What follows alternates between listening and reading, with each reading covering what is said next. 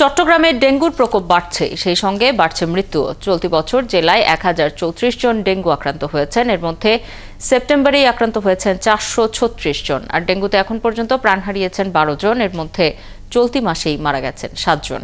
এমন পরিস্থিতিতে সরকারি হাসপাতাল ও উপজেলা স্বাস্থ্য কমপ্লেক্সগুলোতে আলাদা ওয়ার্ড চালুর নির্দেশ দিয়েছেন জেলা সিভিল সার্জন। তবে ডেঙ্গু রোগীর চিকিৎসায় হাসপাতালগুলো ব্যবস্থা নিলেও এডিস মশা নিধনে নেই সিটি কর্পোরেশনের কার্যকরী কোনো উদ্যোগ। এডিস মশার বিস্তার ঠেকাতে না পারলে ডেঙ্গুর প্রাদুর্ভাব আরও বাড়তে পারে বলে শঙ্কা বিশেষজ্ঞদের। আরও জানাচ্ছেন রাজীব বড়ুয়া। মোহাম্মদ রিদওয়ান পেশায় একজন গাড়ি চালক। ডেঙ্গু আক্রান্ত হয়ে 5 দিন ধরে হাসপাতালে চিকিৎসা নিচ্ছেন। পরিবারের একমাত্র উপার্জনক্ষম ব্যক্তি হওয়ায় তার অসুস্থতা নিয়ে উদ্বিগ্ন পরিবার। আমি আক্রান্ত পরশুদিন দুপুর থেকে। আমার বমি, গায়ে জ্বর, গা ব্যথা।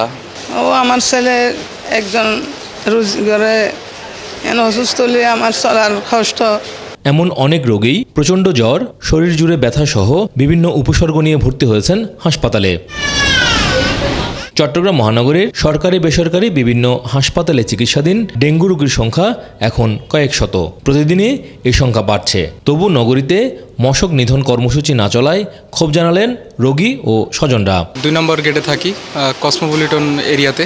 তো ওখানে মশার কোনো ওষুধ সেটাইতে আমি দেখিনি। আমার চোখে বড় নাই, কোনো মশার ওষুধ আমি দেখি নাই কোথাও।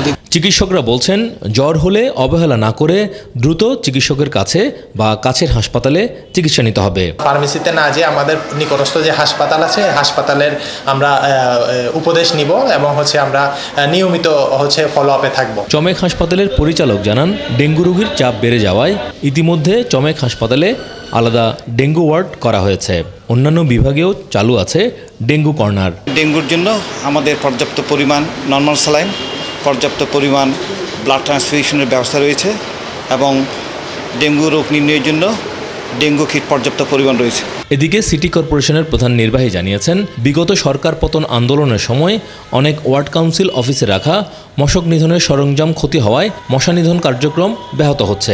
নতুন করে আমরা কালেকশন করব, কিনবো, কিন্তু অভিযান কিন্তু অব্যাহত আছে এবং আমরা আমাদের যে অ্যাডাল্টিসাইড, আমাদের লার্ভিসাইড এগুলো আমাদের মজুদ আছে। সিভিল সার্জন জানিয়েছে, চট্টগ্রামের বিভিন্ন উপজেলায় যাতে এডিস মশার প্রকোপ না বাড়ে সেজন্য ব্যবস্থা নেওয়া হচ্ছে।